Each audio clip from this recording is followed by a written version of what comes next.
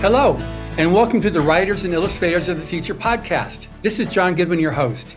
This podcast is dedicated to the aspiring writer and artist and will provide inspiration and tips from top professionals in the field. If you've been listening to this podcast or are new to it, I thank you very much. I would also appreciate if you take a moment to follow the Writers and Illustrators of the Future podcast on whatever platform you use to listen to your podcasts. Today's guest is Craig Alanson. Pretty much a household name, or I should say an office hold name here. The number of mega fans he has at Galaxy Press is amazing. I think it was Claude Santos who introduced us all to Joe Bishop and the Merry Band of Pirates and the Magnificent Skippy in the Expeditionary Force series, and it caught on like wildfire. But more on that series in a few minutes. Craig used to create financial reports by day and wrote fiction at nights and on weekends. He finally independently published 3 novels on Amazon. Within 6 months of his first ebook release, he was able to quit his day job and pursue a full-time writing career. And it is about that I'm very excited to welcome Craig Alanson. Hello, Craig. Hello, how are you doing? Great. I'm so, as you saw already with several of our staff coming up to say hello to you before we got started here, you're definitely a household hero here at Galaxy Press. Thank you. Yes. It's still weird to hear that. Yeah. But it's great because I mean we're all about books here at Galaxy Press. So when you find something that just so appeals to people here, it's great to see that, you know, and have you just so congenial to be able to talk to everybody and just being so accessible is really awesome. Thank you. So you said you created Expeditionary Force as a reaction to the quote plucky band of soldiers with rifles defeat an alien invasion unquote trope.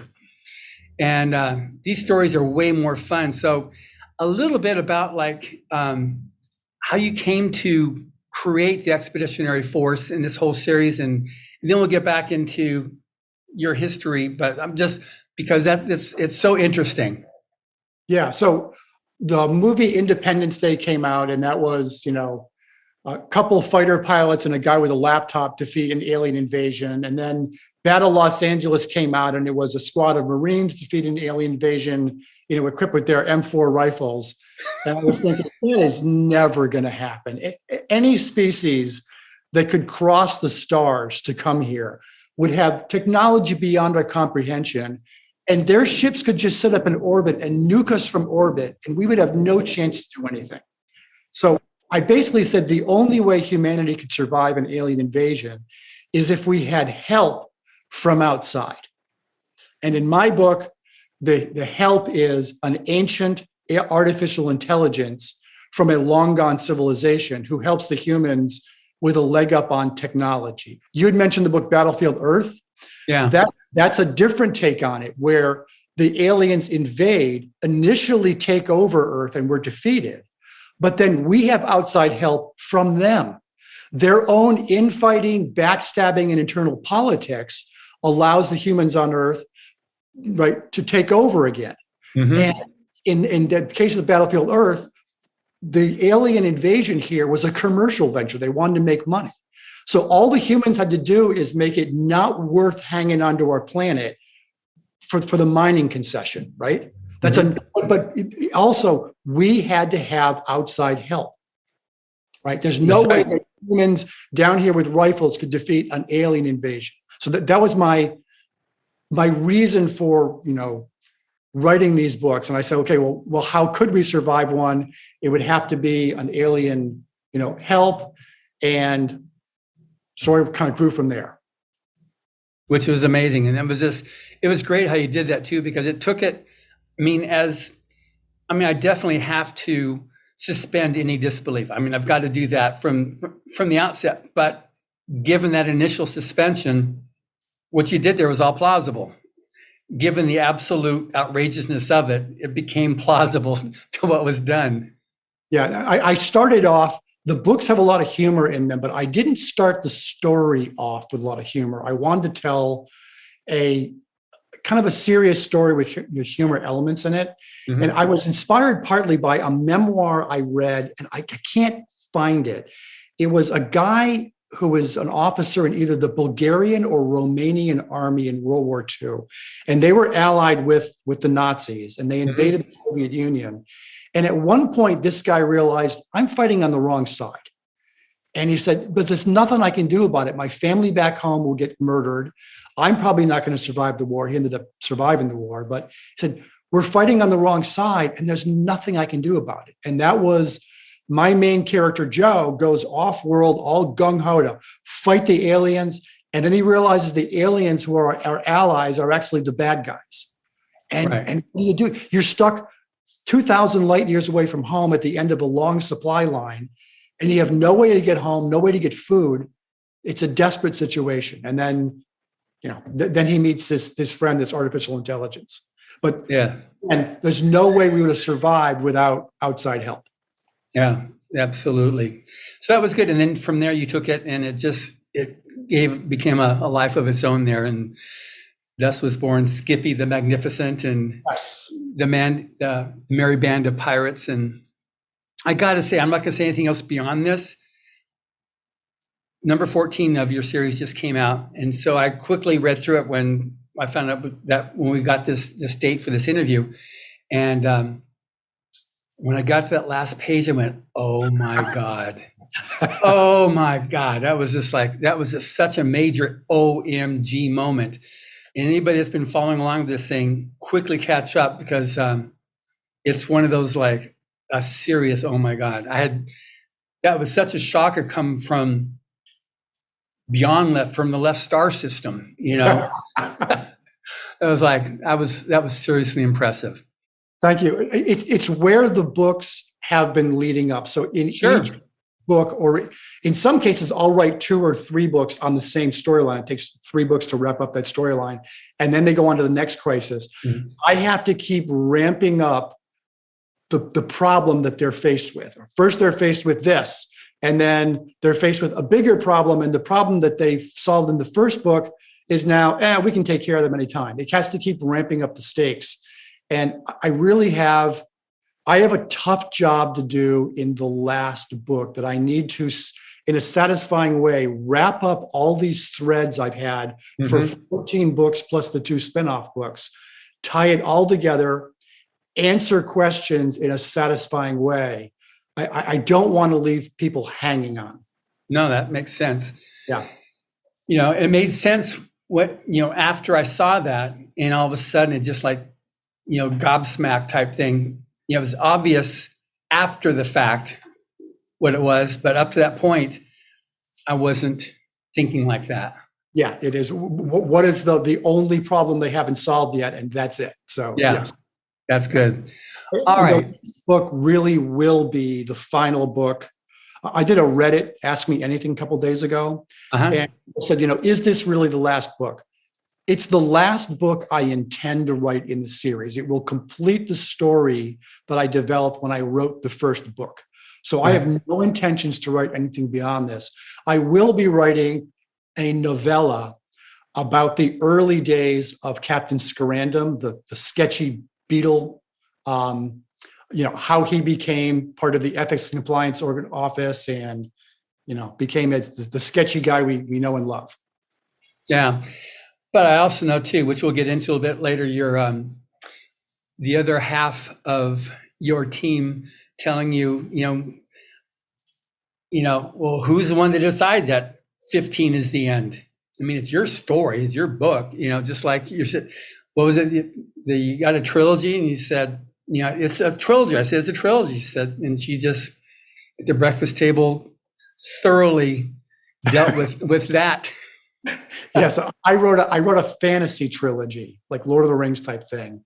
And she's beta reading the final book, the 3rd book. And she looks up and says, "You son of a bitch."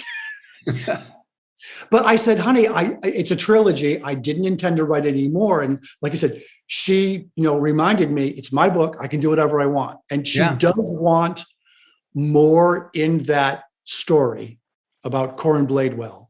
And she wants me to write it, but I don't know when in my schedule I will have time to write it. I have an outline. My schedule is so packed between now and like the middle of 2025, I think, that I don't know when I'm going to write anything else. Well, there you go. That's in her court. Yes. I'm starting a new series that is urban or contemporary fantasy. don't know why they have those labels. It's a wizard on modern day Earth. So, it's recognizable Earth except with magical elements in it. Although in the beginning, there is no magic because our world has been separated from the world of magic and it's coming back in. But that's the series I'm going to be writing after Columbus Day. And the first book in that series, called Convergence, comes out in August. So I'm launching this new series before I wrap up Expeditionary Force. I got it. Yeah. All right. So, this is really cool. We set the stage here so people know that you're amazingly prolific. So now you started off and you were writing accountancy. Yeah. I was writing software code to generate financial reports. Right. So you're writing code. It wasn't you weren't writing financial reports. You're writing code to generate.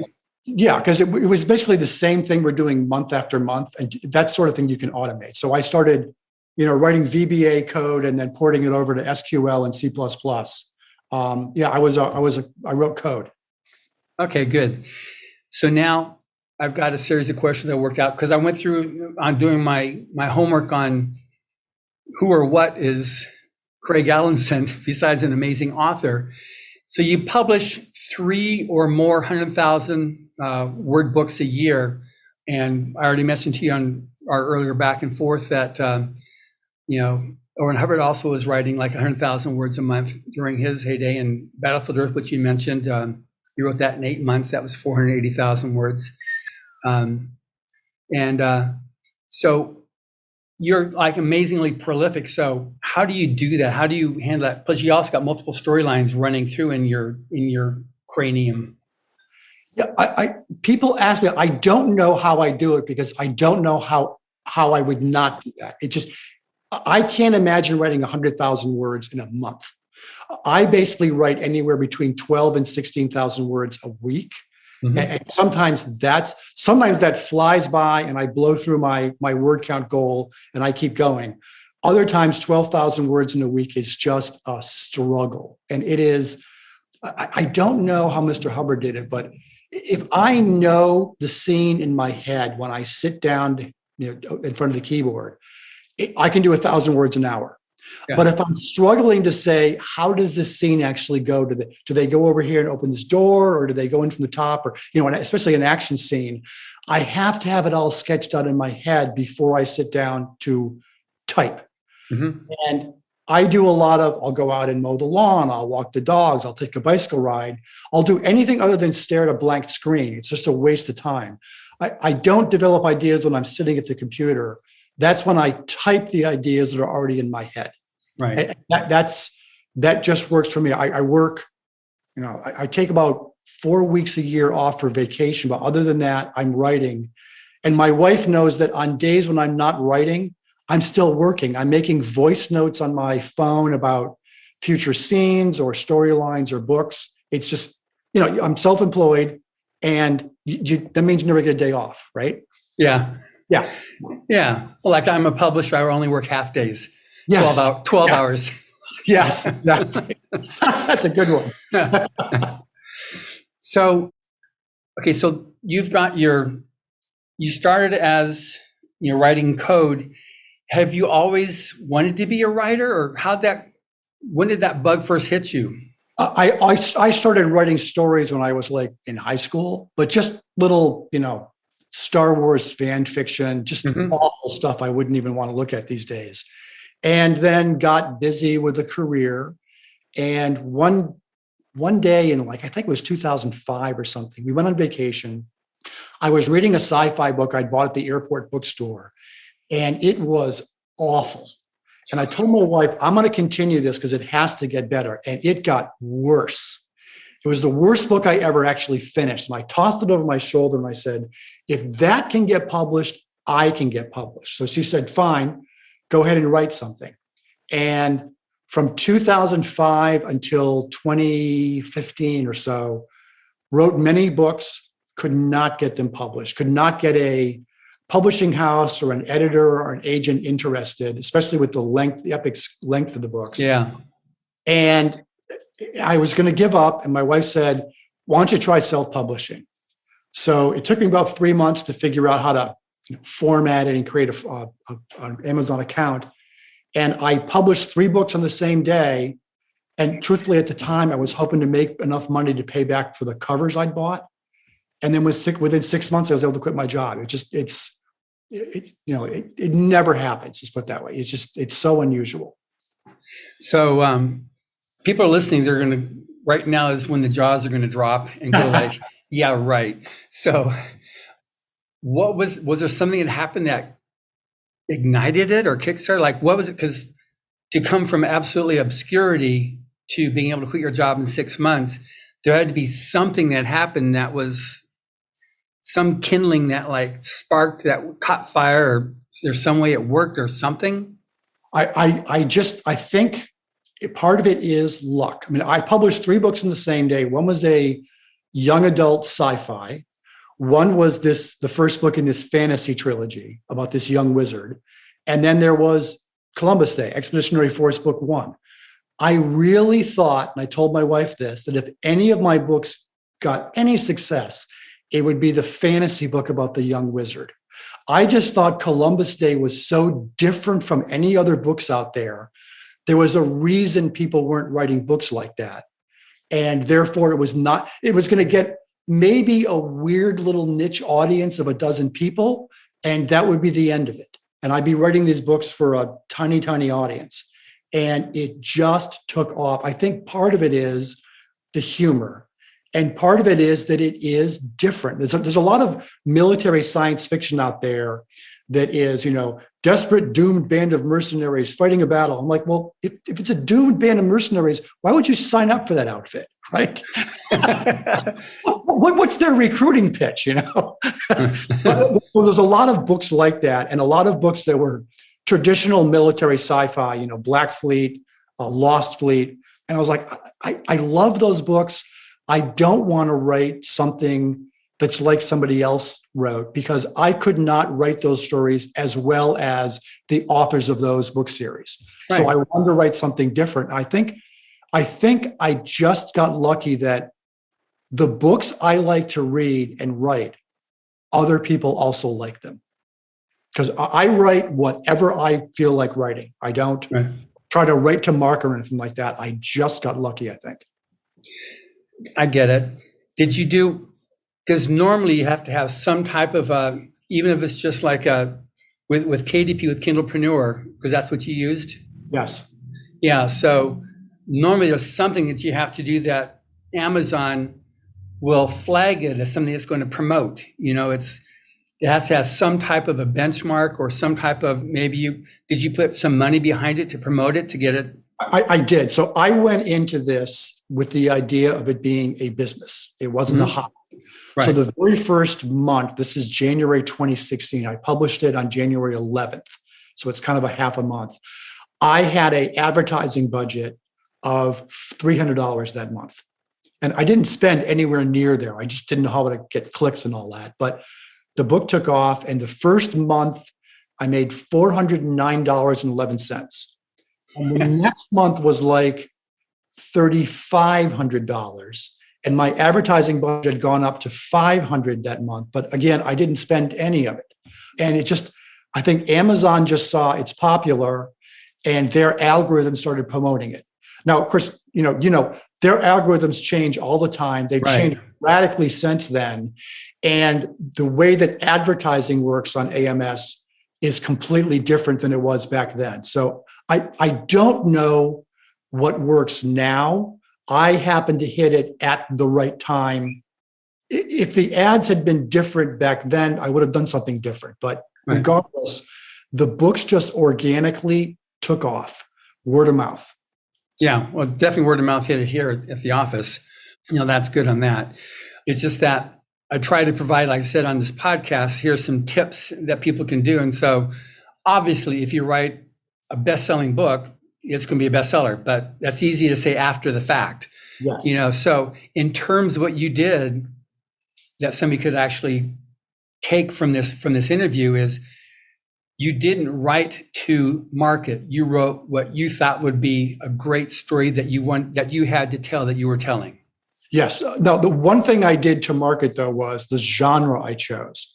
I chose military science fiction because the number one audience for voracious readers is romance, right? People who read romance will read 3 or 4 books a month. Military sci-fi, they tend to read 1 or 2 books a month. If you're going in, you don't want to choose a genre where your reader buys 1 book a year, because the odds are they're not going to buy your book. But if they're buying 12 or 14, 24 books a year, it's better that the odds are that they're going to choose one of your books. So I did go into military sci-fi for that reason, but the books are so different from other military sci-fi out there. I really did not write it to market at all. I just got lucky that it caught. And a lot of my audience does not read other military sci-fi, especially my women fans.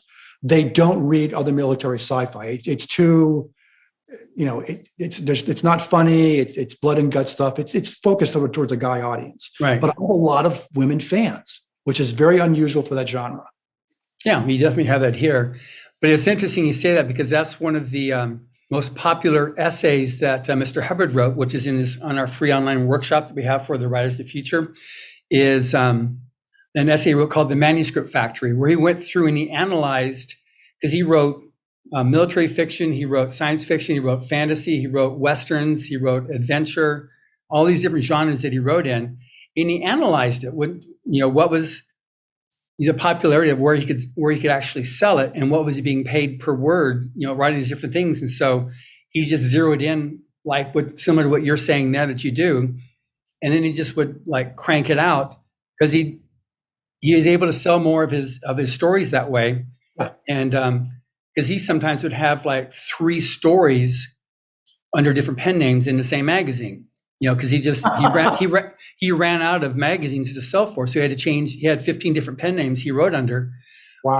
But he zeroed in on which were the genres that he could sell the most product to, and then he specialized in that. So it's not dissimilar, and that's one of the most popular essays that Writers of the Future, people actually enjoy, because it's like I said, it's similar to what you're talking about there. You analyze it, which is obviously that's your pre-life geekdom there kicking in, writing code and like, okay, good, let's get it down here. Okay, this is the right area to hit. And then you went for that. Do you know of Mary Robinette Kowal? Sure.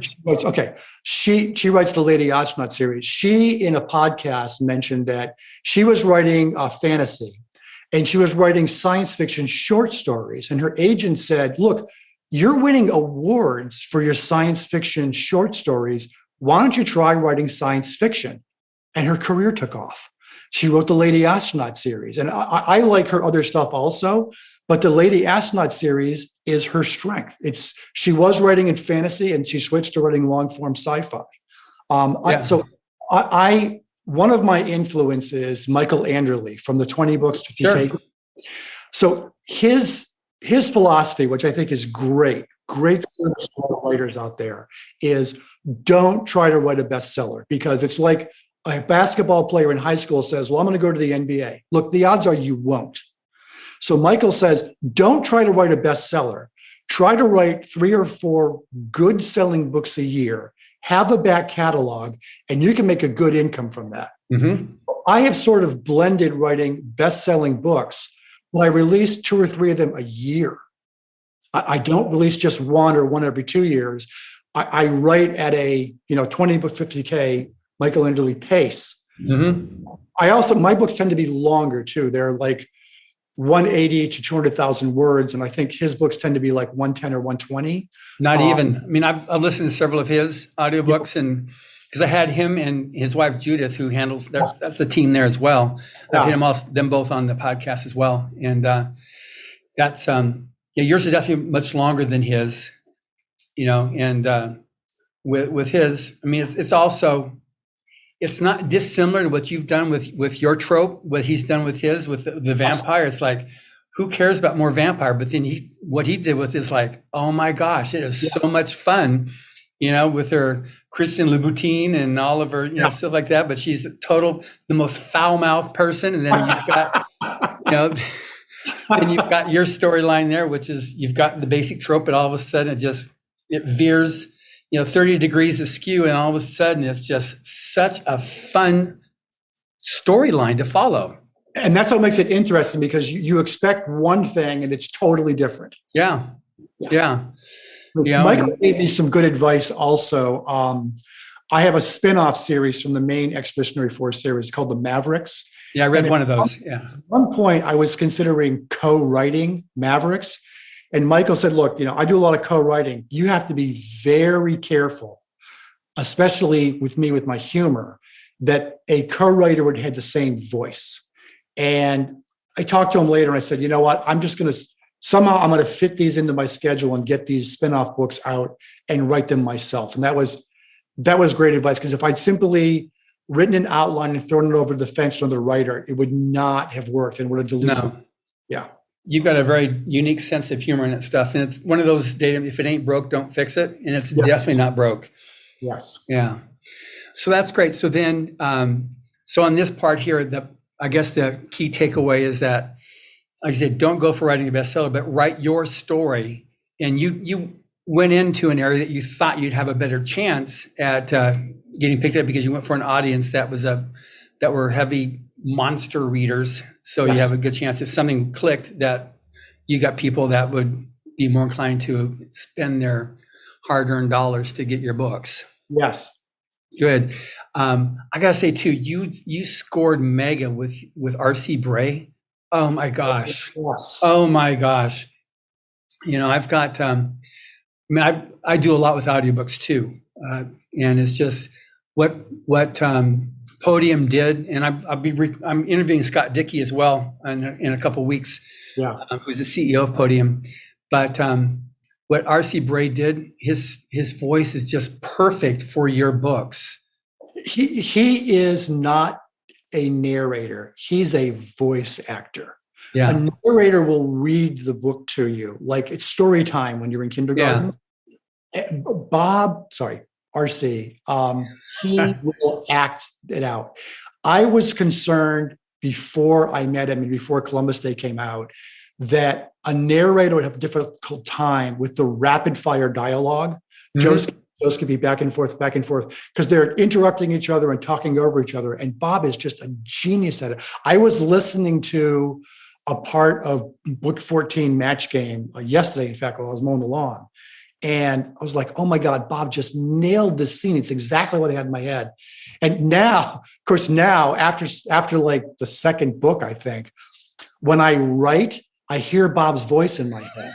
And there are times that I will change the dialogue, as I'm like, the way Bob said it would be even funnier. So I'm going to change the line here and extend it. And then Bob's going to pause and it's just going to be hilarious. And he does a great job though with, he does a lot of sci-fi.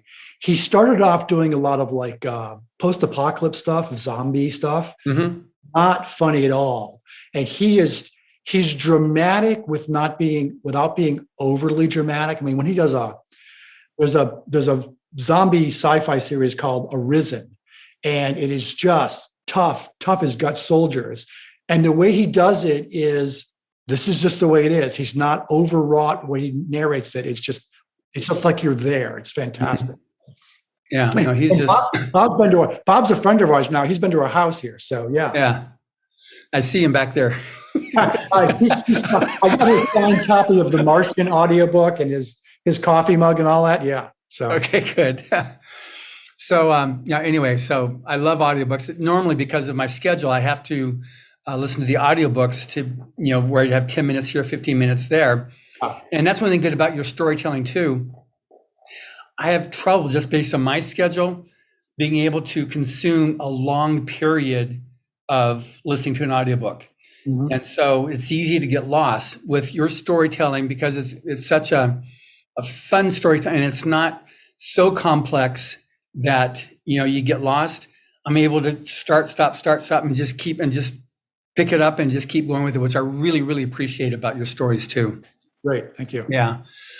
Now getting into your self-published, and so you've got self-publishing, you've got indie publishing, and I separate those two, even though some people like to combine them, but there's a lot more indie presses these days, and then there's traditional publishing. So a little bit more about what you experienced trying to go traditional and then bailing on that and then going to self and not doing the indie line? So I did submit to some editors, and had some family friends who knew an editor or a publishing house or an agent or something, and just got very nice letters. My writing was solid, which is their way of saying that. I found out. Just got turned down and was very discouraged and said, look, even if I do get published, it's going to be a print run of 300 books. It's just not going to be worth it. And my wife knows now that I would not do well with an editor telling me what to write, especially telling me, well, you got to cut all this out because the book needs to be 110,000 words. And I want to write a 200,000 word book. Traditional publishers, and they're very successful. So they have their own business model, but they're still basing a book size on the thickness of the spine at the bookstore. They don't want to take up more. They don't want more than 110,000 words because it'll occupy too much space on the shelf and it'll cost too much to print. And I'm like, well, nobody cares about the print now. It's the ebook and the audio. And in case of audio, you want a longer book. So it's worth burning a Audible credit to get it, right? An 18-hour, 20-hour book is what they call credit worthy, whereas an 8-hour audio book is not credit worthy. It's not worth, burning your credit on it. And I like the freedom of being able to write whatever I want, set my own schedule. And, I work with beta readers. I hired a professional development editor for this first book in this Convergence series, just as I had to get it right the first time. But I mean, yeah, I enjoy the freedom of being, self-published. Now, I'm really a hybrid because I'm self-published for ebooks and print, but I have a publishing contract with Podium for audio. So Right. R.C. Bray and I have a joint venture company to do the audio. And then Podium is our publisher. And Podium, boy, especially under Scott Dickey, I mean, he used to run Motor Trend, and he has been so innovative about making Podium a multimedia company. They also optioned the TV rights to Expeditionary Force, which I can't talk about, darn it. Hopefully soon. Boy, Yeah. Hollywood is just a weird place. But yeah, I really have a partnership with Podium now, and we have calls all the time and texting each other, and it's been a great experience. I mean, the audio, we make the majority of our money from audio. Now, part of that is, I write for audio. It's a very audio friendly format. And Sure. yeah, it's just been fantastic. But I would have considered going traditional if I'd gotten picked up by traditional or a small indie press. It just didn't happen. So I lucked into being self-published, and I have not turned back. On my new book series, I was talking with one of the big four publishers. And they said, okay, first of all, we must have audio rights with it. That's a non-starter if you don't give us the audio rights. And they didn't want the first book to be more than 110,000 words. And they didn't want more than one book a year in the series. I'm like, well, it's just not going to work. I mean, your Right. business model just does not work with the pace and the scale that I want to write. And they were very nice and they're very successful at what they do. It just was not a right fit for me. Right. And I think they're going to have to adapt eventually. But for right now, they said they're very successful. That's why they're these, huge publishers. Just, it was not right for me, which is why I'm self-publishing my Convergence series with audio being done by Podium and the audio being done by R.C. Bray. Right. Which is amazing. Yes. Yeah. It's just as the publishers reduce, so that these, for many years it was the big five. And before that, it was the big, bigger number. Now it's the big four. The amount of product they can actually pump out, though, is reduced. Yes. And so, especially on science fiction, it's just, and their willingness to invest in a new name that's unknown, who wants to come out with a big fat book, it's a big investment for them. So And there used to be a lot of that came with that package, from them in terms of marketing support, which is reducing now as various costs increase of just cost of living in general. That gets reduced. One concern, because I read, obviously prepared, because I do a lot of podcasts with a lot of authors, and so I have my policy is I at least read one book. In your case, it was like 10 before. before I interview anybody. And it's a turnoff for me when I find typos in a book. So how have you dealt with that? Because I haven't found typos in your book. So what have you done? What do you do? You are the only person who hasn't found a typo in my books. So I have a team of, when I finish a book, I run it through 3 or 4 different kinds of spell checking software and grammar checking software. It then goes to a team of fans who are beta readers. So they will look, in addition to typos, they'll look for continuity errors. I changed the name of this character. This planet had 2 moons and I mentioned it had 1 moon, that sort of thing. So they're very valuable like that. But of the 7, all 7 of them will find the same typo. Then each of the 7 will find typos the other 6 missed. Then, as I get all the typos back and I'm correcting the manuscript, I'll find typos they all missed. I take solid, Neil Gaiman wrote American Gods and Coraline a lot. He had a quote where he said, if there's a typo in your book, I'll go to a bookstore. He'll pick a random book of his off the cover, off the shelf, that's been professionally edited and copy edited and all that. He'll open it to a random page, put his finger down, and right there's a typo. My wife and I were in a bookstore like 2 weeks ago, and in the blurb on the back cover of a best-selling book was a typo. I don't know how you avoid that. Yeah. Yeah, that's similar to what on Michael Enderle, when he talks about his procedure for, he has similar to what you just said there. It sounds like when I talk to him about what his procedure he goes through. Yeah, it's a real concern when it's the obvious. There's punctuation errors and there's typos, so I'm distinguishing those things, where someone, sometimes there's, the comma or the quotes and that type of thing, which is one, but where it's just an obvious wrong word, or there's like a word that didn't get edited out. So it's, was instead of just a single was, that type of stuff. What I'm referring to when I say that. Yes. Now that's kind of transparent in audio, right? Which is mostly how I appreciate. The last book I did, I had to read it because I didn't have time to listen to the audiobook because I had one day. So I blitzed through the number 14. Like I said, I didn't see stuff there, but I was going really fast. But audiobooks, you don't get it, except it would be like was, which didn't happen. But and that sort of thing, Bob will not say was. He will correct it and send me a correction back. Yeah.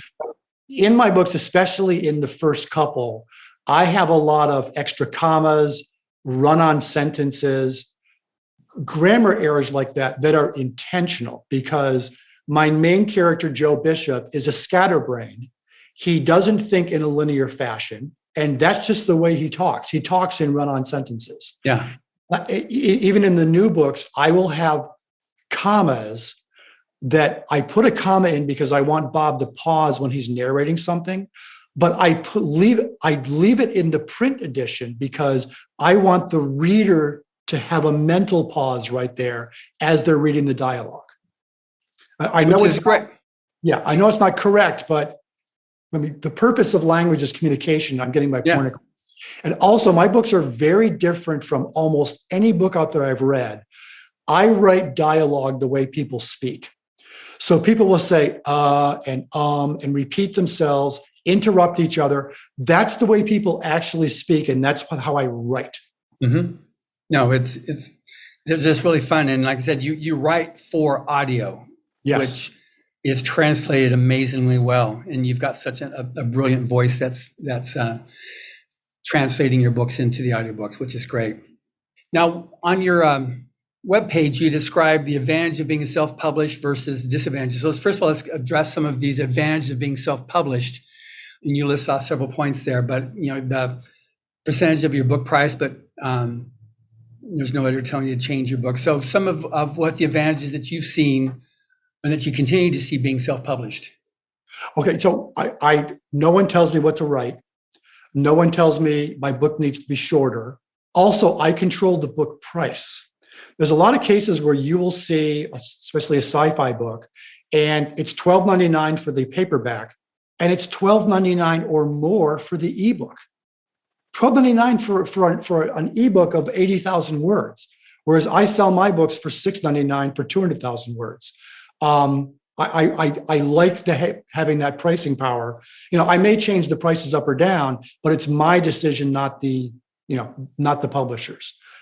Writing pace and how many times I publish per year and the schedule. Now, with Bob, R.C. Bray, I have to set a schedule with Podium ahead of time so that Bob can have it in his narration schedule. Right. And we do that usually 18 months, 2 years in advance. And then I stick to that, but it's my schedule. I'll say, I'm going to write 2 books a year in this series and a 3rd book over here. And I'm going to have 1 book come out at the beginning of the summer, 1 the end of the summer, and 1 at Christmas. And then we're going to do, that sort of cadence for the next couple of years. So Bob knows, all right, well, that doesn't quite work with me because the kids are getting out of school. We're going on vacation. So let's move this a week. And then all that's fine. He needs to, Bob's got a great family. He's got to have a life there. So it's fine, let's go ahead and move it there. But it's not some giant corporation in New York or Berlin telling me, well, we're going to move it 6 months out because we don't want you to interfere with a John Grisham book or a, John Scalzi book or something. I do, however, when I release a book, I let my writer friends know. So I say, okay, well, Dean, I'm releasing a book on this week. You may want to think about releasing your book the week before, the week after. I don't want to compete with my friends. Right. Yeah. So it's just a courtesy. That's absolutely nice. Good. So then, now how much does it make a difference that you can control the title of your book and the cover art and all those aspects, and even probably the marketing copy? Yes. So I do. So you mentioned you interviewed both Michael and Judith Anderle. Yeah. Okay. My wife handles all the business aspects. I handle anything creative. So I do the sketches for the cover art, the concept art. I write all the books, develop all the storylines. I do all the marketing copy. My wife does anything that is business related. Right. Like Judith does for their operation. Right. I have complete control of this. Anything that's creative, I have complete control of it. And it's good, but it's also bad because I have no one to blame for it. No, but it's interesting because, it was like A.G. Riddle, that's the husband-wife team. Mm-hmm. Kevin Anderson, Rebecca Mesta, they do a lot of stuff working together. Yes. There's several people I've interviewed. All of a sudden, to find out, no, it's a team.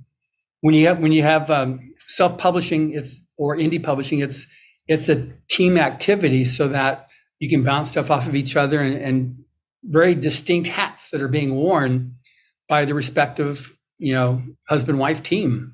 Yeah. When the book started to take off and I was really, considering making this career, and then early after I quit my job, I got my wife involved because I didn't want her to feel left out.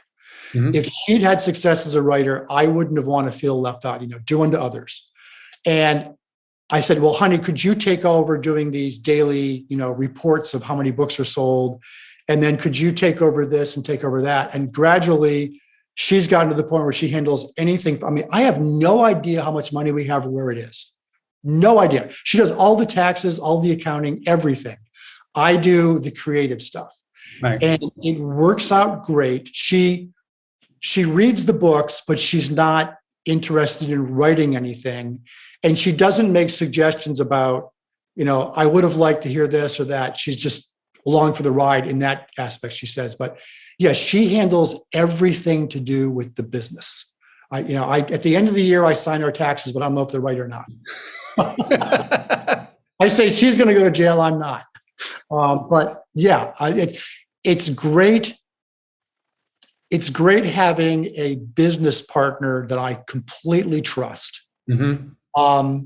It's also great that I don't have to check with her on anything creative because I want full control of that.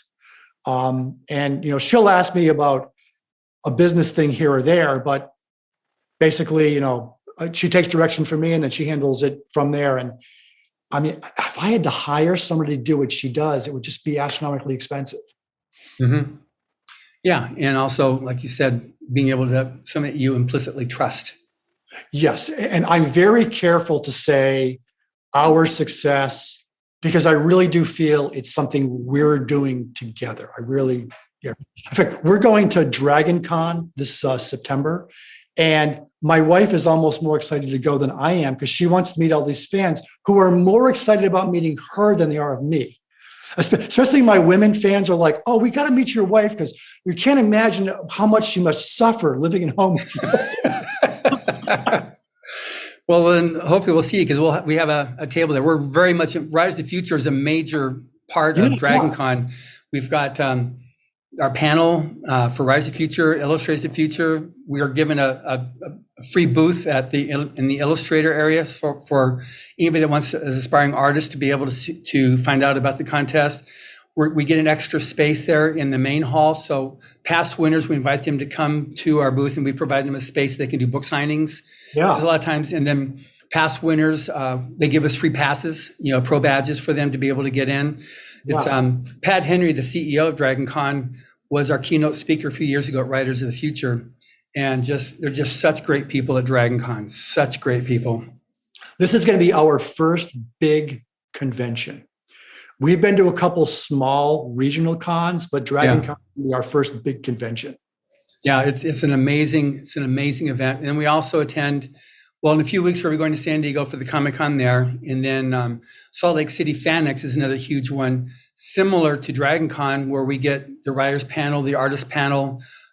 We get special consideration because we invite, there's so many winners from Utah for the contest. There's a lot of, with Brandon Sanderson being one of the judges, and he teaches creative class at BYU. We've had David Farland, who recently passed away, also BYU, and Orson Scott Card, who, even though he doesn't live in Utah anymore, they're all three major influences through BYU. So we have a lot of winners from Utah. So we also get a lot of consideration there because it's been so successful. So that's great. I think you're going to really love Dragon Con. It's just, I said, they're really good people. Good. And it's a very family friendly show too these days, which is great. Good.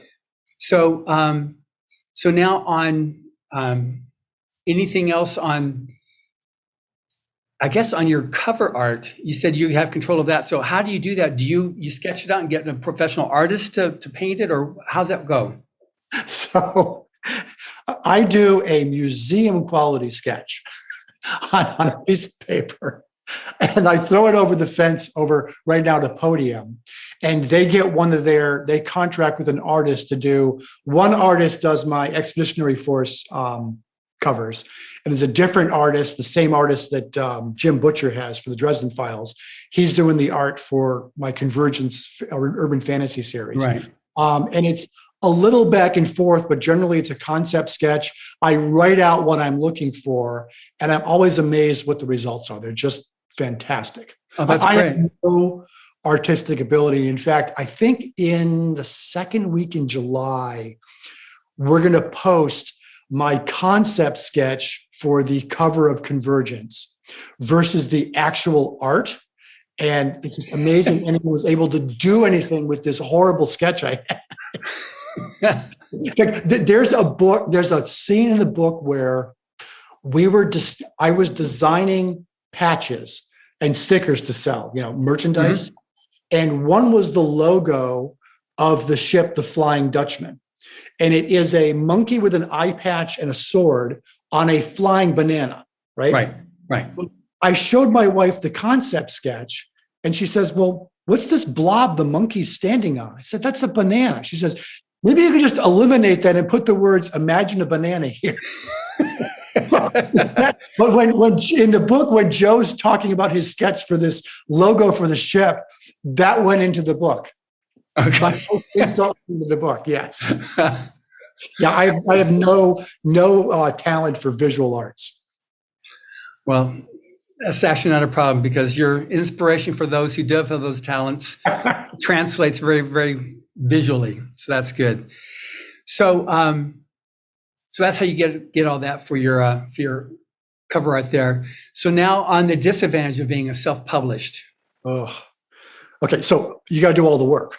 My wife says that I'm my own boss and my boss is a jerk. There are times when my wife says, can we go do this Wednesday? I'm like, I have to write, honey.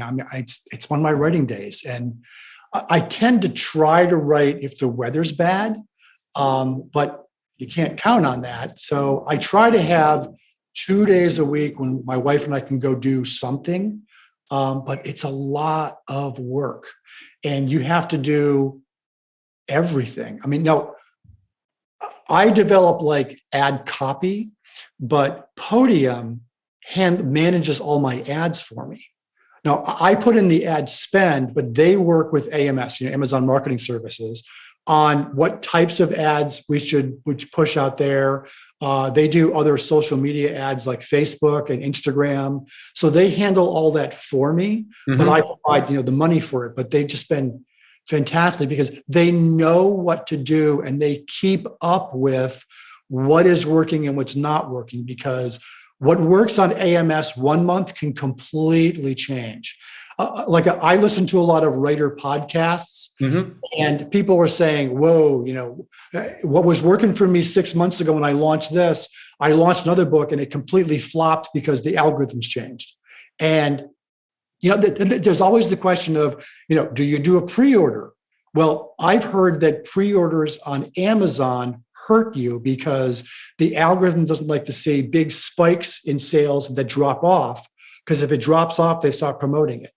Whereas on Audible, if it's a big spike, their algorithm says, let's keep pushing it for the next month or so. Even though it's owned by Amazon. Even though it's owned by Amazon. And, Amazon has the legendary 30, 60, 90, that your sales will drop off after 30 days, then 60 after 90, because their algorithm steps down each 30 days on their self-promotion of it, which is not in writing anywhere. That's anecdotal evidence of writers of saying, whoa, there's a pattern here. And that may be true, it may not be true. And if it was true yesterday, it might not be true tomorrow. So you gotta keep up with what's, I took that course, Self-Publishing 101, and, James Blatch, he has kept updating that course because he has to. The game keeps changing. I mean, people are now saying that, in some ways, self-publishing on Kindle is now pay to play, where you get 70% back, but you have to put in a bunch of money for advertising. And I don't think that's Kindle's doing anything nefarious. I think there's so many books out there. We're all competing with each other now. Yeah, how do you get your book in front of somebody's eyeballs when there's so many books and only so many eyeballs? Yeah, and then this other guy is bidding 75 cents a click. Well, you got to bid 78 to get more than him, and it's becomes a zero-sum game. So it's tough. God bless word of mouth. Yes. Yeah, and that's another thing is you talked about how big publishers have ramped down their marketing efforts on behalf of authors. So if you're self-published, you have to do all of your own marketing. But I've heard a lot of traditionally published authors saying, yeah, I got to do it all myself. I get one little blurb here, like an ad in something, and that's all that the traditional publisher does for you, because after a week, they've moved on to the next book that they're publishing. Right. And it's just, how do you get people's attention these days? Yeah, no, which is, you've got to know yourself, the basics of marketing, because what's happening to big publishers, everybody else, they're sizing down, they have to. They got fewer marketing teams, they got fewer PR teams, so they go after the Grishams and they go after the Kings and stuff like that.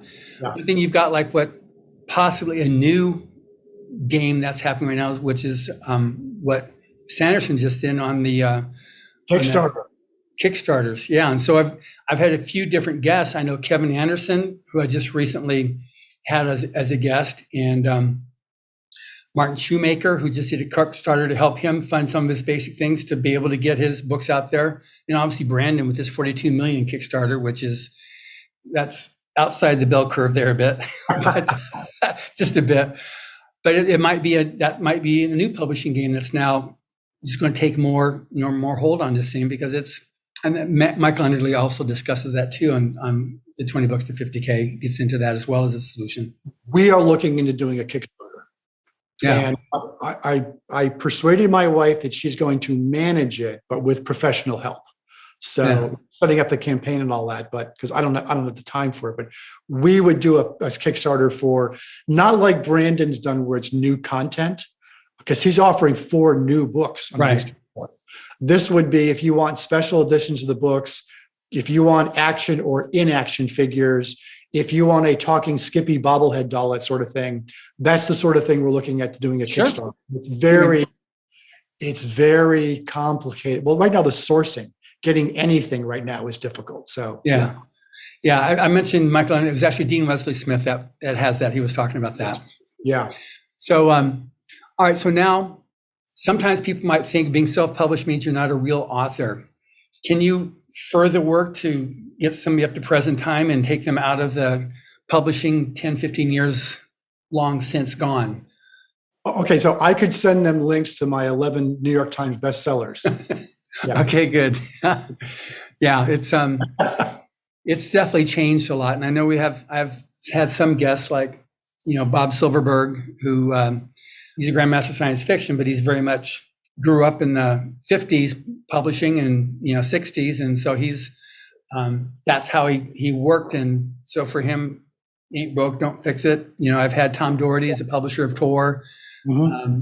I've had various traditional people as well as the new guard, and I think people need to really do your homework and just look for yourself and see. But just a lot of my recent guests have been self-published, and they've definitely proven that you can make it. You got, like you said, you've got to work. You got to be willing to work, and work out at what point do you quit your day job and just transition to full-time writer. And success is very much in your hands. It's not up to some other boss to say, okay, good, we'll carry you through this lean period. It's all up to you to make happen. I don't think anyone would say that Hugh Howey is not a real writer. And he's been self-published since 2011. Yeah. Even traditionally published writers, in some cases, are writing self-published books under a pen name, or they're doing some self-published things. Like John Scalzi's the big stud at Tor, right? He's their big. But I think his deal is that he self-publishes his audiobooks. I don't think audio was part of his original deal. So he's partly self-published there. And he's talked about, Tor's been wonderful for him. He has a great relationship and partnership with them, but he might consider some self-publishing in the future, depending on what the industry does. I mean, people need to change with the times. And no, the idea that if you're a self-published writer, you're not a real writer, is just, it's not 2000 anymore. It's 2022. Yeah, yes, exactly. And really, when they talked about, people who say that are not aware of, the real, reality of what's going on, because their idea of a self-published writer is somebody who paid to have a vanity press create 20 copies of their books. So they get their friends. They're not professional writers. Right. And my definition, like people say, oh, are you a real writer? If you write, you're a writer. You're a real writer. Right. I think what people are asking is, are you a professional writer? Are you making a living from it? And that is a tougher hurdle to get, because so when I decided to quit my job, when I decided I should persuade my wife that I should quit my job, I laid out a spreadsheet, and I had a 3-year plan of what I was going to write, what I thought we could make from it, and the amount of money I needed to make each year to equal my salary plus benefits, like especially health care, plus all of my, Social Security tax and that sort of thing. How much money I would need to make as a writer to equal the income I had from a quote real job. It's been, gone way past that now, but that was the calculation of what do I need to do as a writer financially to make it professionally as a writer. And that not having healthcare is a killer. I know a lot of writers who, they're writing part-time and they want to quit. I said, what are you going to do about healthcare? Oh, well, my husband has healthcare. I can get it through his job, or my wife has healthcare. If you've got that and you got a supportive spouse, that's fantastic. But if you're on your own, quitting your job, that is tough. Yeah. Good. It's a big hurdle. Yes. Okay. Well, we've definitely blown through this hour and then some, Okay. which I knew would happen. So getting back to now, you just came out with number 14 in your series here. So just how can people find you and where do they go to find your books? Right. So on Amazon, look for Craig Alanson, Alanson. I chose that name because my father's name is Alan, so I'm Alanson. That's how it works in real life too. Right. Or you can go to craigalanson.com is my site for books or merchandise or whichever. Yeah. Okay, that's great. And like I said at the outset of this, if you've been following along in this series, when you get to the end of volume 14, it's such a serious, oh my God moment. And if you haven't, quickly get up there so you can get there and have that oh my God moment. Now, I've had a lot of my books end with oh my God cliffhangers, but book 14 I think is the granddaddy of them all. Oh, it so is. Major cliffhanger. Yeah, this one here is for sure. So anyway, this has been great, and I really appreciate this time with you. So again, thank you very much, Craig. And thank you for listening. Subscribe to the Writers of the Future podcast wherever you get your podcasts. We've also been syndicated on the United Public Radio Network, where you can find these podcasts as well. Writers of the Future series can be purchased wherever books are sold in the US, Canada, the UK, Australia, and South Africa, and available everywhere via Amazon.com.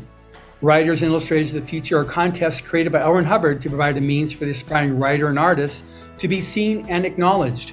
It is free to enter and open to amateur short story writers and artists of science fiction or fantasy. Again, thank you very much, Craig. Thank you.